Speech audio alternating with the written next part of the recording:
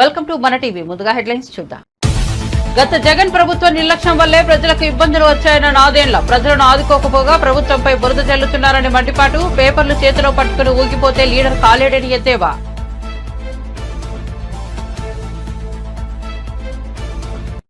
అమ్మవారి ఆలయంలో కూటమి నేతలు పార్కింగ్, టోల్ ఫీజులు వసూలు చేస్తున్నారన్న పోతిన. 4 కోట్ల అవినీతికి పాల్పడ్డారని ఆరోపణ. ఒక్కో షాప్ కు బుద్దా వెంకన 5 లక్షల చొప్పున లంచం తీసుకున్నారన్న పోతిన.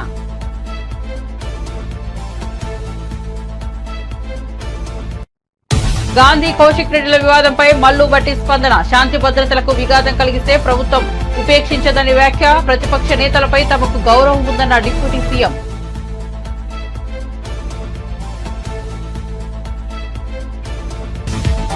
రేవంత్ రెడ్డి ఓ పనికి మాలిన సీఎం అంటూ కేటీఆర్ ఆగ్రహం. హైదరాబాద్ ప్రజలు బీఆర్ఎస్ పార్టీకి పట్టం కట్టారన్న కేటీఆర్. హైడ్రా పేరుతో కూల్చివేతలు చేపట్టి హైడ్రామా చేస్తున్నారని మండిపాటు.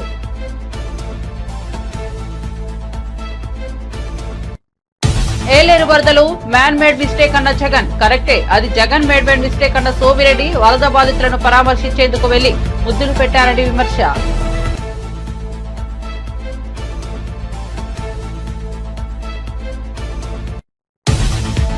రేవంత్ రెడ్డిని తిడితే నాలుకలకు వస్తామన్న జగ్గారెడ్డి. ప్రశాంతంగా ఉన్న హైదరాబాద్ ను డిస్టర్బ్ చేస్తున్నారని మండిపాటు. కేసీఆర్ సీఎం అయిన రోజే రాజకీయాల్లో విలువలు నశించాయని విమర్శ.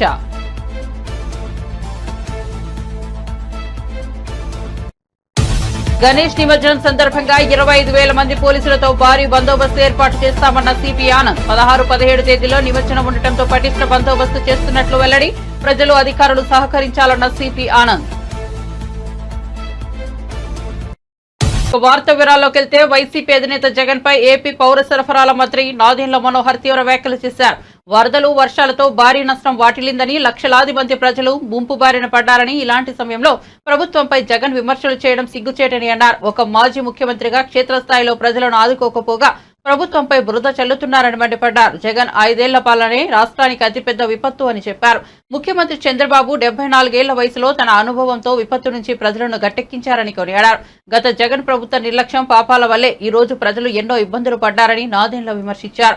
పిఠాపురంకు వెళ్లి 10 పేపర్లతో చేతిలో పట్టుకుని పెద్ద జ్ఞానిలా జగన్ హడావిడి చేశారని ఎద్దేవా చేశారు. ప్రజలను ఆదుకోవాలన్న ఆలోచన జగన్ కు ఉందా అని ప్రశ్నించారు. 3 నెలల కూటమి పాలన చూసి జగన్ తట్టుకోలేకపోతున్నారని అన్నారు. ఈ 4 సంవత్సరాలు 2020 నుంచి మీ పరిపాలనలో రైతులకు అందించాల్సిన కాప్ ఇన్సూరెన్స్ పథకం మీరు ఎక్కడైనా ఇచ్చారా? ఎంతమందికి ఇచ్చారు చెప్పమనండి. రాష్ట్ర ప్రభుత్వం నుంచి రూపాయి చెల్లించలేదని స్వయంగా కేంద్ర మంత్రి మొన్న ప్రకటించారు. ఎందుకు ఈ విధంగా అబద్ధాలు ఆడుతున్నారు? ఎవరిని మభ్యపెట్టాలని అనుకుంటున్నారు మీరు?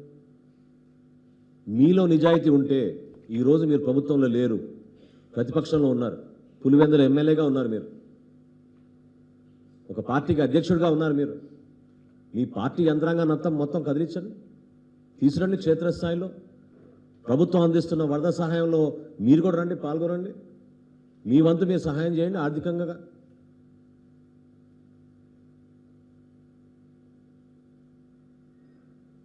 లీడర్ అంటే పవన్ కళ్యాణ్ గారి లాగా స్పందించే మనస్తత్వం ఉండాలి. అంతేగాని కాగితాలు పట్టుకుని ప్రెస్ దగ్గర ఊగిపోతే ఏం మాట్లాడుతున్నారో అర్థం కాని పరిస్థితుల్లో అదొక షోమెన్షిప్ లాగా మిగిలిపోతుంది. బాధ్యత లేని వ్యక్తులు ఏ విధంగా ప్రవర్తిస్తారో, ఆపదలో కష్టాల్లో ఉన్నప్పుడు ఒక ప్రతిపక్షంలో మీరున్న ఒక పార్టీగా నిలబడాల్సిన బాధ్యత లేదా మీకు? ఎందుకు మీరు పర్యటించరు? ఎందుకు క్షేత్రస్థాయిలో మీరు వెళ్ళి మన కష్టాల్లో ఉన్న కుటుంబాలు ఎందుకు ఆదుకోరు? గ్రామాన్న ఎంతోమంది ఇబ్బంది పడుతున్నప్పుడు ఈ వయసులో మన ముఖ్యమంత్రి గారు చంద్రబాబు నాయుడు గారు ఏ విధంగా ఆదర్శవంతంగా నిలబడి ఆయన కష్టపడ్డారో చూడండి ఒకసారి. మీ పార్టీ నుంచి మీ నాయకత్వం మీరు ఎందుకు క్షేత్రస్థాయిలో పర్యటించారు? ఆలోచించుకోవాలి ఇవన్నీ కూడా. మేము ఒక బాధ్యత గల పార్టీగా మా పార్టీ అధ్యక్షుడు పవన్ కళ్యాణ్ గారు పిలిపిస్తే జన సైనికులు, వీర మహిళలు, మా నాయకులు, శాసనసభ్యులు, పార్లమెంట్ సభ్యులు అందరూ కూడా ఎవరికి వారు ఇది మన బాధ్యత. ప్రజలను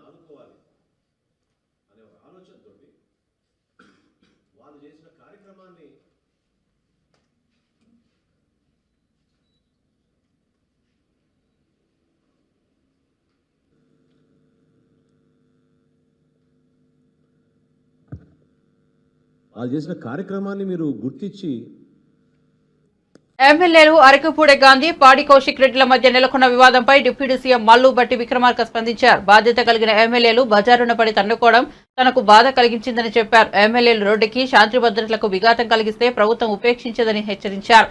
డిప్యూటీ సీఎం ఉమ్మడి కరీంనగర్ జిల్లాలో పర్యటించారు. ఈ సందర్భంగా ఆయన మాట్లాడుతూ ఈ వ్యాఖ్యలు చేశారు. ప్రతిపక్షాన్ని గౌరవించాలని తాము సంయమనం పాటించామని చెప్పారు. బీఆర్ఎస్ పార్టీ అధికారంలో ఉన్నప్పుడు ప్రజాస్వామ్యాన్ని కూనీ చేసిందని, కాంగ్రెస్ కు ప్రతిపక్ష హోదా లేకుండా సీఎల్పీ సీటును కూడా లాక్కున్నారని మండిపడ్డారు. బీఆర్ఎస్ మాదిరిగా తాము వ్యవహరించడం లేదని చెప్పారు. అసెంబ్లీలో ప్రతిపక్షం గొంతుక ఉండాలని తాము కోరుకుంటున్నామని తెలిపారు. ప్రతిపక్ష నేతలపై తమకు గౌరవం ఉందని చెప్పారు. అంతేకాదు ఈ ప్రభుత్వం చాలా స్పష్టంగా చెప్తాం, 2 లక్షల వరకు రుణమాఫీ చేస్తామని చెప్పాం. ఈనాటికి కూడా నిలబడి నిటారుగా ఈ ప్రభుత్వం రేవంత్ రెడ్డి గారి నాయకత్వంలో ఉన్నటువంటి కాంగ్రెస్ ప్రభుత్వం స్పష్టంగా మరొకసారి ఇక్కడి నుంచి కూడా నేను చెప్తా ఉన్నాను, 2 లక్షల వరకు రుణమాఫీ చేసే కార్యక్రమంలో మేము ఒక్క అడుగు కూడా వెనక్కి వేసే ఉద్దేశం కూడా లేదు. ఇంకా అవసరం అయితే మన ప్రజలకు కదా 2 లక్షల పైబడి ఉన్నటువంటి వాళ్ళకు కూడా మనం హామీ ఇవ్వకపోయినప్పటికీ, మనం ఎన్నికల హామీ పెట్టకపోయినప్పటికీ ఆ పైన ఉన్నటువంటి వాళ్ళు కూడా ఎవరైనా కట్టుకుంటే దానికి సంబంధించి కూడా మనం కొంత వెసులుబాటు తీసుకొని చేద్దామని చెప్పాం. ఇది ఈ ప్రభుత్వం యొక్క కమిట్మెంట్. అంతేకాని మీలాగా ఇచ్చిన హామీల్ని 5 కాదు 10 సంవత్సరాలు కూడా చేయకుండా ఓడిపోయిన తర్వాత కూడా ఇంకా బజారుకు వచ్చి తగుదునమ్మా అని ప్రభుత్వం గురించి మాట్లాడుతూ ఉంటే ప్రజలు గమనిస్తూ ఉన్నారని ఈ సందర్భంగా చెప్తా ఉన్నాను. మిత్రులారా, ఈ ప్రభుత్వం కేవలం రుణమాఫీ చేయటమే కాదు, అనాదిగా రైతుల కోసం మీరు వదిలేసినటువంటి ఇన్సూరెన్స్ కూడా రాష్ట్ర ప్రభుత్వం, రైతులు కట్టే డబ్బుని రాష్ట్ర ప్రభుత్వం కట్టబోతా ఉంది. రైతుకు కట్టాల్సిన ఇన్సూరెన్స్ ప్రీమియంని ఈ రాష్ట్ర ప్రభుత్వం కట్టబోతా ఉంది. కట్టింది కూడా ఇప్పటికే. అట్లాగే పంటకు సంబంధించినటువంటి ఇన్సూరెన్స్ కూడా ఈ రాష్ట్ర ప్రభుత్వమే రైతుల పక్షాన కట్టబోతుందని కూడా చాలా స్పష్టంగా చెప్పుతున్నాం. మీలాగా రైతులను గాలికి వదిలేయం మేము.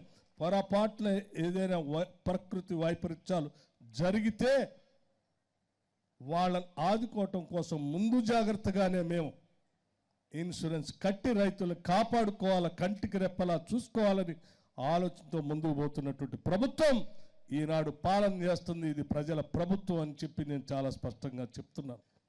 హైదరాబాద్ లో కాంగ్రెస్ ఒక్క సీటు కూడా గెలవలేదని, అందుకే రేవంత్ రెడ్డి ఇక్కడి ప్రజలపై పగబట్టారని బీఆర్ఎస్ వర్కింగ్ ప్రెసిడెంట్ కేటీఆర్ విమర్శించారు. రేవంత్ రెడ్డి ఓ పనికి మాలిన నాయకుడు, పనికి మాలిన ముఖ్యమంత్రి అంటూ ఘాటు వ్యాఖ్యలు చేశారు. కొండాపూర్లోని ఎమ్మెల్యే పాడి కౌశిక్ రెడ్డి నివాసానికి వచ్చిన కేటీఆర్ ఆయన పరామర్శించారు. అనంతరం మాట్లాడుతూ బీఆర్ఎస్ హయాంలో హైదరాబాద్, తెలంగాణ 10 ఏళ్ల పాటు ప్రశాంతంగా ఉన్నాయన్నారు. అందుకే హైదరాబాద్ ప్రజలు బీఆర్ఎస్ పార్టీకి పట్టం కట్టారన్నారు. అందుకే రేవంత్ రెడ్డి హైదరాబాద్ లో కొత్త పంచాయతీని తీసుకొచ్చారని విమర్శించారు.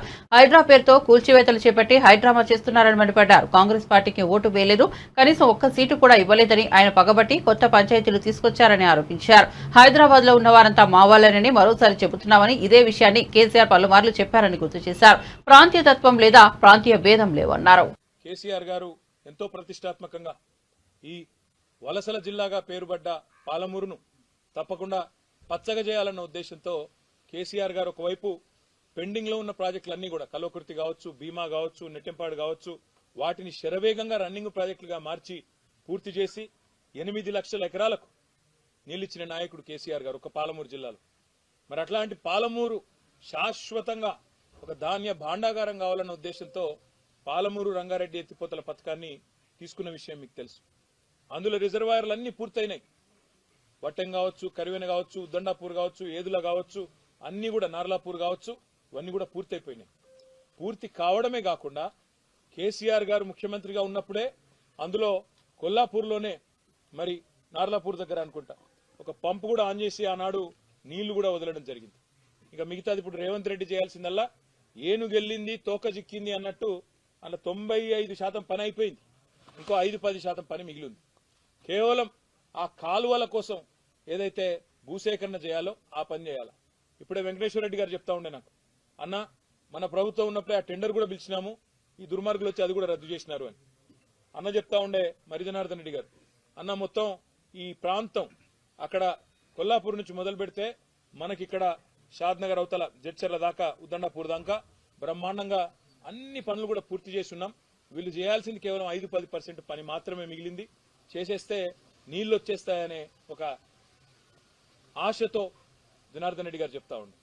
నేను రేవంత్ రెడ్డి గారిని డిమాండ్ చేస్తా ఉన్నా, మీరు 90-95% పనులు పూర్తయిన పాలమూరు రంగారెడ్డి ఎత్తిపోతల పథకాన్ని ఎందుకు పట్టించుకుంటలేవు? పూర్తి చేస్తే కేసీఆర్కి మంచి పేరు వస్తుందనా? పూర్తి చేస్తే కేసీఆర్ను ప్రతి నీటి చుక్కలో ప్రజలు తలుచుకుంటారనా? నీ బాధ ఏంది, నీ భయం ఏందని అడుగుతా ఉన్నా. మాట్లాడితే పాలమూరు బిడ్డ అని చెప్తావు, మరి పాలమూరు మీద ఎందుకు ప్రేమ లేదు? నీ ఇవాళ చూసినా నేను కొడంగల్ లిఫ్ట్ ఇరిగేషన్ ప్రాజెక్ట్ నేను అడుగుతా ఉన్నా రేవంత్ రెడ్డి గారిని. రేవంత్ రెడ్డి గారు నిజంగా పాలమూరు బిడ్డవే అయితే సమాధానం చెప్పు. మొన్ననే నల్లగొండ జిల్లా సుంకిశాల కాడ ప్రమాదం జరిగింది. హైదరాబాద్కు తాగునీరు తెచ్చే సుంకిశాల కాడ సంఘటనా స్థలంలోనే దుర్ఘటన జరిగింది, పెద్ద యాక్సిడెంట్ జరిగింది. మేము డిమాండ్ చేసినాం ప్రధాన ప్రతిపక్షంగా, ఏ ఏజెన్సీ అయితే అక్కడ పనిచేస్తున్నదో మెగా ఇంజనీరింగ్, దాన్ని బ్లాక్ లిస్ట్ చేయండి, వెంటనే ఎంక్వైరీ కాల్ఫర్ చేయండి, ఆ సంస్థను బ్లాక్ లిస్ట్ లో పెట్టండి. రాష్ట్రంలో ఒక్క వర్క్ కూడా ఇవ్వద్దు. ఎట్లా ఇస్తారు అంత పెద్ద యాక్సిడెంట్ అయినాక? మరి దాదాపు 75-80 కోట్ల రూపాయల ప్రజాధనం నష్టం జరిగింది అక్కడ. వెంటనే ఎంక్వైరీ చేసి అధికారుల మీద చర్యలు తీసుకొని వాళ్ళను బలిపశువులను చేయడం కాదు, ఆ సంస్థను బ్లాక్ లిస్ట్ చేయమని చెప్పి డిమాండ్ చేసినాం. కానీ ఇలా పొద్దున వార్త చూసినా నేను, నెల రోజుల కింద కూడా నేను చెప్పా ఈ మాట, మళ్ళా కూడా చెప్తా ఉన్నా. నెల రోజుల కిందనే వార్తలు వచ్చినాయి, కొడంగల్ లిఫ్ట్ ఇరిగేషన్ కూడా మెగా ఇంజనీరింగ్కే కట్టబెడతారు, వాళ్ళకే ఇస్తారు అని.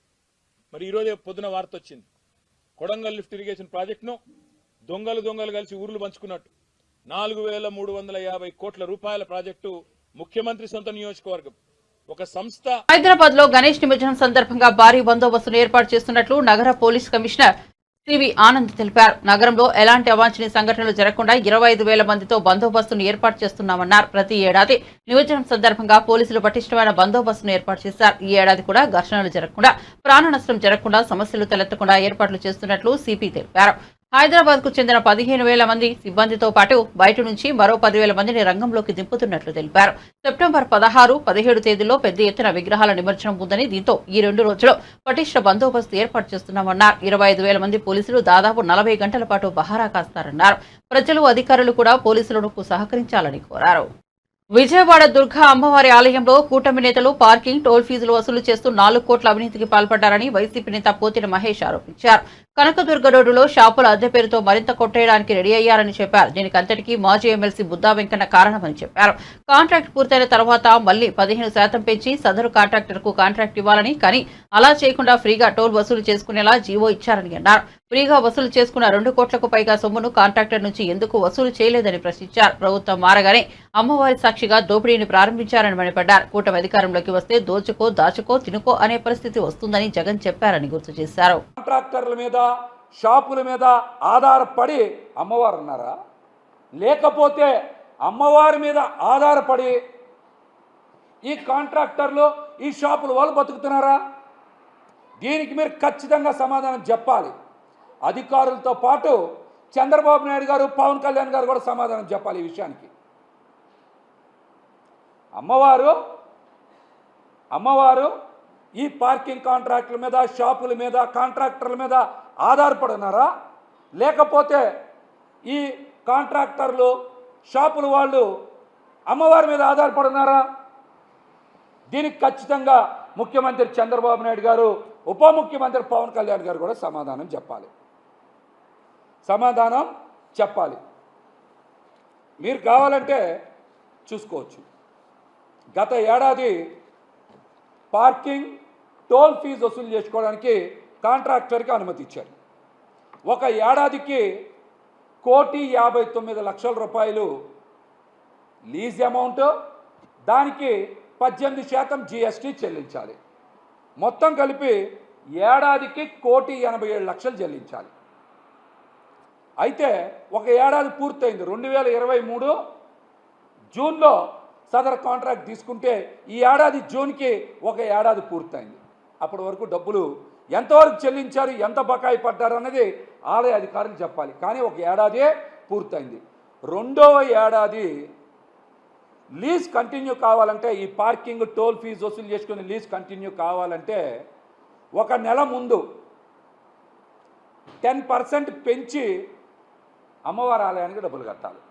అంటే 1,59,00,000కి 10% పెంచి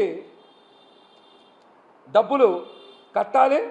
దానికి కడితే 1,75,00,000 అవుద్ది. దాని మీద మళ్ళీ 18% జిఎస్టీ అంటే 30 లక్షలు కట్టి మొత్తం 2,04,00,000 2,05,00,000 అమ్మవారి ఆలయానికి చెల్లిస్తేనే సదర్ కాంట్రాక్టర్కి టోల్ దగ్గర కానీ పార్కింగ్ దగ్గర కానీ భక్తుల దగ్గర నుంచి డబ్బులు వసూలు చేసుకునేటువంటి అవకాశం ఉంటుంది. అసలు 2వ సంవత్సరం మీరు ఇంతవరకు సదర్ పార్కింగ్ కాంట్రాక్టర్ దగ్గర డబ్బులు ఎందుకు తీసుకోవాలా? ఆ కాంట్రాక్టర్ మీద అంత ప్రేమ ఎందుకు?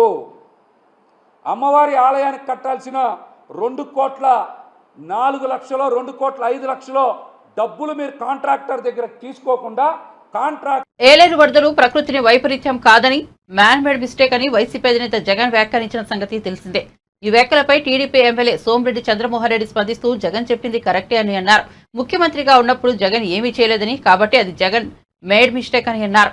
భారీ వర్షాలతో ఏలేరు పొంగి ప్రవహించిందని, అందుకే రాష్ట్ర ప్రభుత్వం తీసుకున్న జాగ్రత్తలతో ప్రాణ నష్టం సంభవించలేదని సోమిరెడ్డి అన్నారు. జగన్ సీఎంగా ఉన్నప్పుడు 17,000 క్యూసెక్కుల ప్రవాహం వస్తేనే కాకినాడ వరకు నీళ్లు వెళ్లాయని, ఇప్పుడు 42,000 క్యూసెక్కుల నీరు వచ్చినా ముందు చూపుతో నష్టాన్ని నివారించగలిగామని చెప్పారు. జగన్ కు క్యూసెక్కులు టీఎంసీలు అంటే తెలియదని, ఇన్ఫ్లో అవుట్ఫ్లో అంటే తెలియదని సోమిరెడ్డి ఎద్దేవా చేశారు. ప్యాలెస్ లో కూర్చొని జగన్ పాలించారని, ఆయన హయాంలో ఇరిగేషన్, వ్యవసాయ శాఖలు నిర్వీర్యం అయిపోయాయని విమర్శించారు. అప్పటి జలవనరుల శాఖ మంత్రి డాన్సులకు పరిమితమయ్యారని దుయ్యబట్టారు. కృష్ణానది వరదలు చంద్రబాబు వల్ల నష్టం అంటావు, ఇప్పుడు ఏలేరుది చంద్రబాబు వల్ల నష్టం అంటావు. 2 రాష్ట్రాలు మునిగిపోయి ఉంటే 2 రాష్ట్రాలు నువ్వేం మాట్లాడుతున్నావు? అసలు నీకు అసలు కామన్ సెన్స్ ఉందా? నిన్నేమనాలా? మ్యాడ్ అనాలా? సైకో అనాలా? ఏమనాలా? పిచ్చి ముదిరిపోయింది జగన్మోహన్ రెడ్డి, పిచ్చి ముదిరిపోయింది.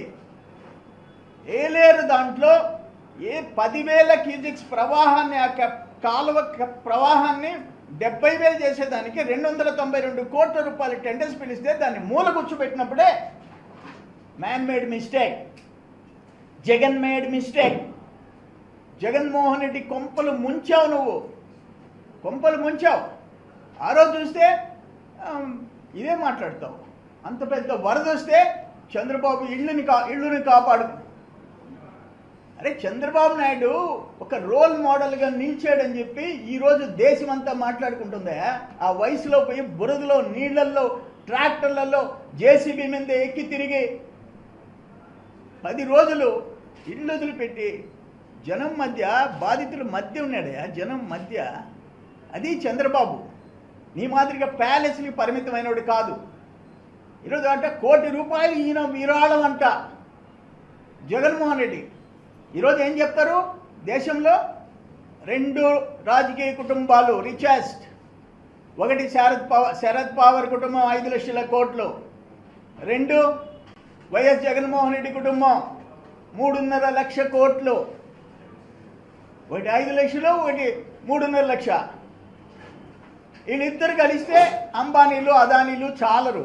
మూడో ఆయన ఉండలే, మూడో ఆయన 200 లక్షల కోట్లు ఉన్నాయి. నువ్వు 1000 కోట్లు ఇస్తావా?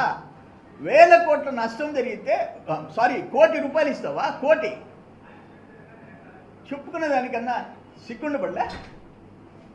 కానీ ఇది 100% Jaganmohan Reddy mistake. Man made అంటే జగన్ మేడ్ మిస్టేక్, వేరే వాళ్ళు కాదు. అక్కడ మంత్రులు, అధికారులు, రాష్ట్ర వ్యాప్తంగా అధికారులు అందరూ పోయి ఇక్కడున్న జాయింట్ కలెక్టర్లు, ఎంఆర్ఓలు అందరూ వేసేసి రాత్రింబోళ్ళు అక్కడ పనిచేశారు. వాళ్ళందరినీ వరదలు వచ్చిన దానికి బాధితులుగా బాధ మనం పూర్తిగా తీర్చలేం. ప్రభుత్వాలు ఆదుకుంటాయి. దాంట్లో అందరూ ఎంతో, ముఖ్యమంత్రి నుంచి కింద వరకు, కిందుండే రెవెన్యూ సిబ్బంది. తమ నాయకుడు ముఖ్యమంత్రి రేవంత్ రెడ్డిని తిడితే కాంగ్రెస్ పార్టీ కార్యకర్తలు తిట్టిన వాళ్ళ నాలుకలు కోస్తారని ఆ పార్టీ సీనియర్ నేత జగ్గారెడ్డి అన్నారు. కేటీఆరే కాదు ఆయన బాబు కేసీఆర్ నాలుగు కూడా కోస్తామని హెచ్చరించారు. రేవంత్ పై కేటీఆర్ తీవ్ర వ్యాఖ్యలు చేసిన నేపథ్యంలో జగ్గారెడ్డి ఈ మేరకు స్పందించారు. ప్రశాంతంగా ఉన్న హైదరాబాద్ చెడగొట్టాలని చూస్తున్నారంటూ బీఆర్ఎస్ పై మండిపడ్డారు. వినాయక నిమజ్జనం కార్యక్రమాన్ని డిస్టర్బ్ చేయాలని బీఆర్ఎస్ ప్రయత్నిస్తోందని విమర్శించారు. పోలీసులు వినాయక నిమజ్జనం బందోబస్తు చూసుకోవాలా లేక బీఆర్ఎస్ నేతల పంచాయతీ చూసుకోవాలా అని ప్రశ్నించారు. అరకపూడి గాంధీ కౌశిక్ రెడ్డిల గొడవ ఆ పార్టీ అంతర్గత వ్యవహారమని అన్నారు. బట్టి విక్రమ గారిని ఒకరోజు కలవనీకపోతే మైండ్ ఖరాబ్ అయిపోయిందని చూస్తే ఇక 10 ఏళ్ళు ఉన్నోనికి భవన్ ఇచ్చిపెడితే ఏం పరిస్థితి ఉంటుంది ఆలోచించేయండి మీరు.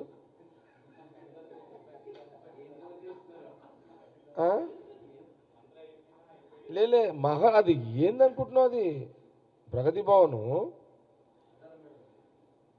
ఏదన్నా నాకే ఒక్కరోజుకి అది ఏంది ఇదంతా అనిపించింది.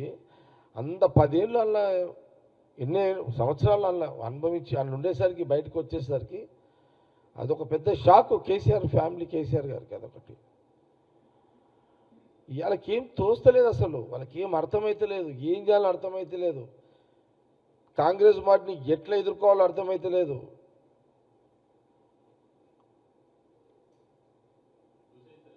ఒక దిక్కు పాపం కూతురు ఒక బాధ,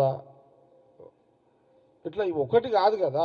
మెయిన్ పవర్, ఎలాంటి పవర్ చూసిరంటే వాళ్ళు జనానికి సంబంధం లేని రాజ్యభోగ్యాలు అనుభవిస్తూ విలాసమైన జీవితాన్ని గడిపిన ఒక రాజకీయ దాంట్లో నుంచి అగ్నిగుండంలో పడ్డట్టు అయింది పవర్ పోయేసరికి వాళ్ళకు.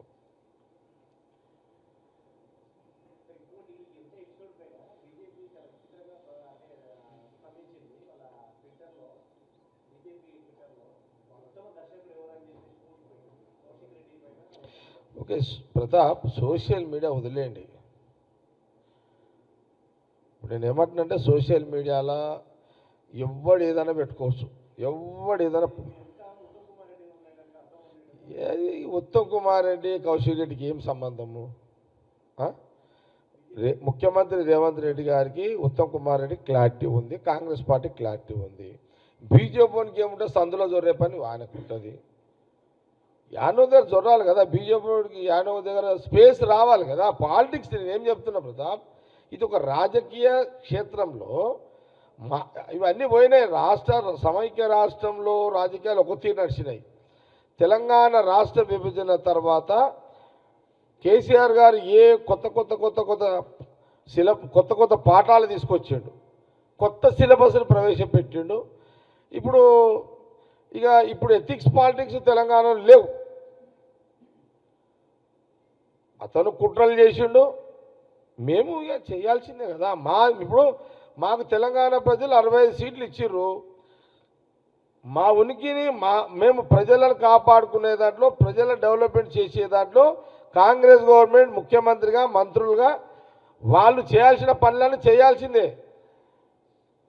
దానికి దారి వేసిందంతా కేసీఆర్ అవుతారు. కేసీఆర్ పాఠాలే ఉల్టా అప్పచెప్తున్నాం అంతే. ఆయన కేసీఆర్ పాఠాలే కేసీఆర్కి అప్పచెప్తున్నాడు ముఖ్యమంత్రి రేవంత్ రెడ్డి గారు. ఇంకేం కావాలి మీకు? ఇంకా అంటే నా అభిప్రాయం చెప్తున్నాను, నాకు అనిపించింది అట్లా. ఖైరతాబాద్ మెట్రో స్టేషన్ ప్రయాణికులతో కిటకిటలాడుతోంది. ఖైరతాబాద్ గణేశుడి దర్శనానికి ఎల్బీ నగర్, బియాపూర్ నుంచి అధిక సంఖ్యలో భక్తులు తరలి వస్తుండటంతో మెట్రో స్టేషన్ పరిసరాలు సందడిగా మారాయి. వరుసగా 2 రోజులు సెలవు రావడంతో ఖైరతాబాద్ గణేశుడికి భక్తుల తాకిడి పెరిగింది. దీంతో మెట్రో రైల్ యాజమాన్యం భక్తులకు ఎలాంటి ఇబ్బంది కలగకుండా ఏర్పాట్లు చేస్తోంది. టికెట్ కౌంటర్లు, ఎగ్జిట్ గేట్ల వద్ద రద్దీ పెరగకుండా తగిన చర్యలు చేపట్టింది. క్యూఆర్ కోడ్ టికెట్లకు కార్డు ద్వారా వెళ్లే ప్రయాణికులను వేర్వేరుగా పంపిస్తోంది.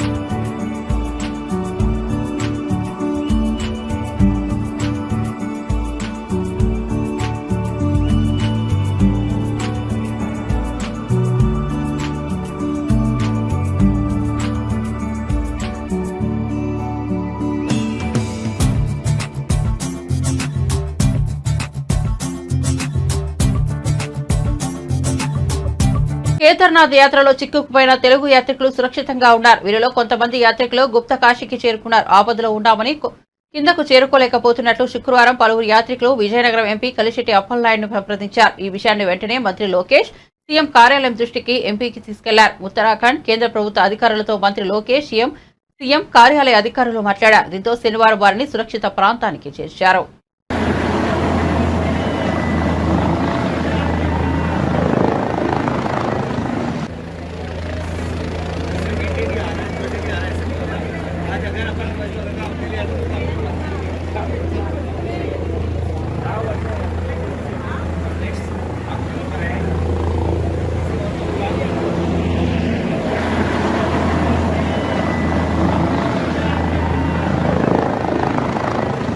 బులెటిన్ ముగించే ముందు హెడ్లైన్స్ మరోసారి చూద్దాం. గత జగన్ ప్రభుత్వ నిర్లక్ష్యం వల్లే ప్రజలకు ఇబ్బందులు వచ్చాయన్న నాదేళ్ల ప్రజలను ఆదుకోకపోగా ప్రభుత్వంపై బురద జల్లుతున్నారని మండిపాటు. పేపర్లు చేతిలో పట్టుకుని ఊగిపోతే లీడర్ కాలేడని ఎద్దేవా.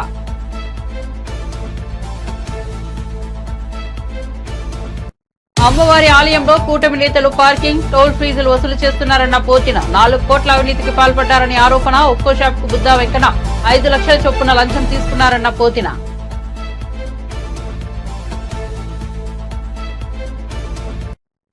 గాంధీ కౌశిక్ రెడ్డిల వివాదంపై మల్లు బట్టి స్పందన. శాంతి భద్రతలకు విఘాతం కలిగిస్తే ప్రభుత్వం ఉపేక్షించదని వ్యాఖ్య. ప్రతిపక్ష నేతలపై తమకు గౌరవం ఉందన్న డిప్యూటీ సీఎం.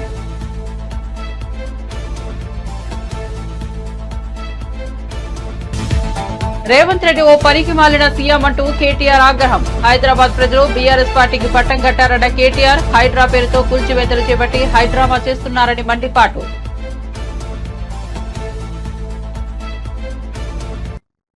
ఏలేరు వరదలు మ్యాన్ మేడ్ మిస్టేక్ అన్న జగన్. కరెక్టే, అది జగన్ మేడ్ మిస్టేక్ అన్న సోమిరెడ్డి. వరద బాధితులను పరామర్శించేందుకు వెళ్లి ముద్దులు పెట్టారని విమర్శ.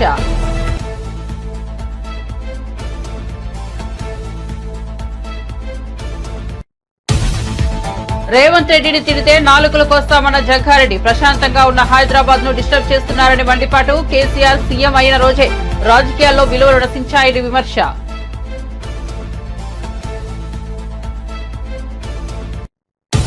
గణేష్ నిమజ్జనం సందర్భంగా 25,000 మంది పోలీసులతో భారీ బందోబస్తు ఏర్పాటు చేస్తామన్న సిపి ఆనంద్. 16, 17 తేదీలో నిమజ్జనం ఉండటంతో పటిష్ట బందోబస్తు చేస్తున్నట్లు వెల్లడి. ప్రజలు అధికారులు సహకరించాలన్న సిపి ఆనంద్. మరిన్ని అప్డేట్స్ కోసం చూస్తూనే ఉండండి మన టీవీ.